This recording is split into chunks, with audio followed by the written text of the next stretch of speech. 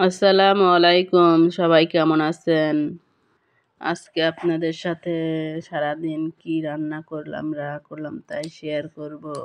এই তো প্রথমে আমি ভাতটা বসিয়ে দেবো রাইস কুকারে, তাই চাউলগুলো সুন্দর করে ধুয়ে নিচ্ছি। চাউলগুলো ধুয়ে রাইস কুকারে দিয়ে দেব।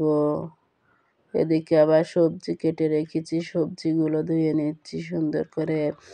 আলু, ফুলকপি আর সিম দিয়ে মাছ দিয়ে রান্না করব, টমেটো দেবো কয়েকটা।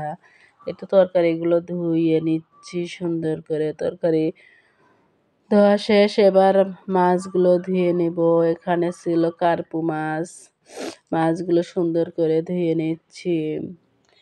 আসলে প্রচুর ঠান্ডা পড়েছে, আর একটু আমার ঠান্ডা লেগেছে, বুঝতে পারছেন কথাটা শুনে। মাছগুলো ধোয়া শেষ, এবার কাঁচামরিচ পেঁয়াজ কেটে নেব। কাঁচামরিচ পেঁয়াজ কেটে রান্না করব।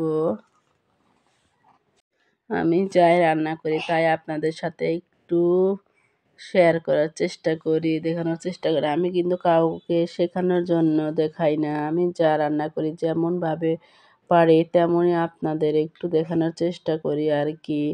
এই তো পেঁয়াজ মরিচ কাটা শেষ, এবার রান্না করব। এখানে তেল গরম হয়ে গেছে, এখন মাছগুলো ভেজে নেব। মাছ ভাজি করে রান্না করি, নাহলে খেতে ভালো লাগে না আমার কাছে। মাছ সবজি দিয়ে মাছ দিয়ে রান্না করব। মাছগুলো ভাজি করে নেব, দিয়ে দিচ্ছি।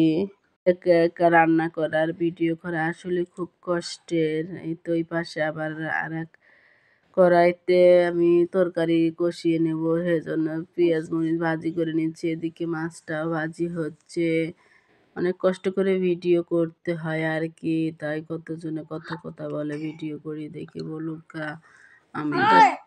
আমি যতটুকু, তো শীতের দিনে পাতিল পুরা করে সবাই রান্না করে সবজি, আমিও এতে এক কড়াই রান্না করতেছি। এই মশলাগুলো দিয়ে দিচ্ছি, গুঁড়ো মরিচ দিচ্ছি, ফুলকপি, আনাজ, আলু, টমেটো দিয়ে এক পাতিল রান্না করার দিন চলে এসেছে সবার। আসলে কি শীতের দিনে সবজিটা সবাই খুব মজা করে খেতে পারে, আর ঠান্ডা হয়ে গেলে সেটা খেতে আরও বেশি ভালো লাগে। গরমের দিন কিন্তু এত রকমের সবজি পাওয়া যায় না, টাটকা টাটকা সবজি শীতের দিনে যতগুলো সবজি পাওয়া যায় আর কি। তো ঢাকনা দিয়ে ঢেকে ভালো করে কষিয়ে নেব। এদিকে মাছটাও ভাজি করে নিচ্ছি। ভাজি করে এখন আমি দেখুন মাছগুলো সুন্দর করে ভাজি করা হয়ে গেছে। আমি তো প্রথম ভিডিও বানাতাম, কোনো কথা বলতাম না, শুধু ভিডিওই দিতাম, কোনো কথাই তো বলতাম না। আমার কাছে একটু শরম লাগতো আর কি, যে কেমন করে কথা বলি, হয় ভালো হয় কি না হয়, এই কারণে। এখন আর কি করে, ভয়েস তো দিতেই হবে, ভয়েস না দিলে মানুষ তেমন ভিডিও দেখে না, এজন্য ভয়েসটা দেই আর কি। আমার ভিডিওটা একটু বেশি বড় হয়ে গেছে, তারপরে সবাই ধৈর্য সহকারে দেখবেন।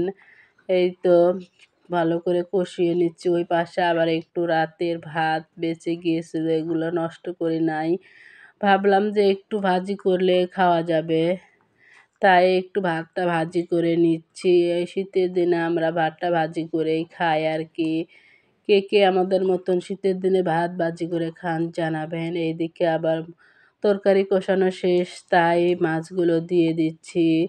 দিয়ে পরিমাণ মতো পানি দিয়ে রান্না করে নেব। ওইদিকে ভাতটা ভাজি করছি, এইদিকে তরকারি রান্না করছি, আবার ভিডিও করছি। তারপরেও একদল এসে বলবে কি কোনো কাজ করি না, সারাদিন কাজ নাই, তো এই কারণে বসে বসে কি করব, এই জন্য ভিডিও বানাই। সারাদিন কাজ নাই, কি করব, তাই বসে বসে ভিডিও বানাই বলে। কাজ আছে কি না আছে সেটা আমি ভালো জানি, আপনারা কি জানেন? যাই যা বলে বলুক। এই দেখেন আমার এখানে রান্না প্রায় শেষ, এই তো রান্না হয়ে গেছে। রান্নাটা ভালো লাগলে সবাই লাইক কমেন্ট শেয়ার দিয়ে পাশে থাকবেন, ধন্যবাদ।